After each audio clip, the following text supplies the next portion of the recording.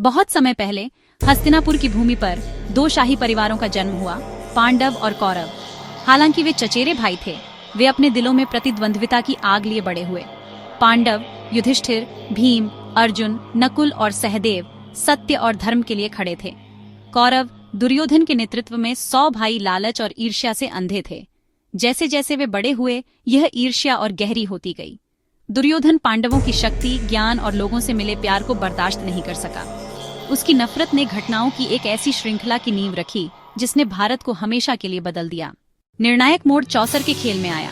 धोखे में फंसकर युधिष्ठिर अपना राज्य, अपने भाई और यहाँ तक कि अपनी रानी द्रौपदी को भी हार गए। अपमानित लेकिन टूटे नहीं। पांडवों को 13 साल के लिए वनवास पर जाने के लिए मजबूर किया गया।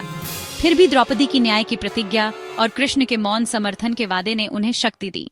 जब अपना राइटफुल सिंहासन वापस मांगने का समय आया तो दुर्योधन ने 5 गांव भी देने से इनकार कर दिया।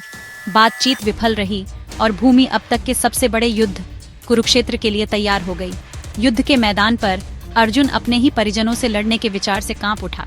यहीं पर भगवान कृष्ण, उनके सारथी, ने भगवत गीता का शाश्वत ज्ञान प्रकट किया, यह सिखाते हुए कि कर्तव्य मोह से ऊपर होना चाहिए और धर्म को हर कार्य का मार्गदर्शन करना चाहिए। युद्ध 18 दिनों तक चला। नायक गिरे, भीष्म, द्रोण, कर्ण, अभिमन्यु, प्रत्येक अपनी वफादारी और बलिदान की कहानी लिए हुए। अंत में पांडव विजयी हुए, लेकिन जीत एक भारी कीमत पर मिली। कुरुक्षेत्र के मैदान खून से लथपथ थे, जो मानव जाति को सिखा रहे थे कि युद्ध किसी को नहीं बख्शता। अंत में महाभारत केवल एक युद्ध की कहानी नहीं है, ये मानवीय भावनाओं की कहानी है।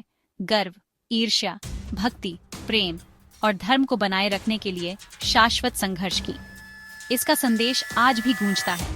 सत्ता मिट जाती है, लेकिन धर्म जीवित रहता है।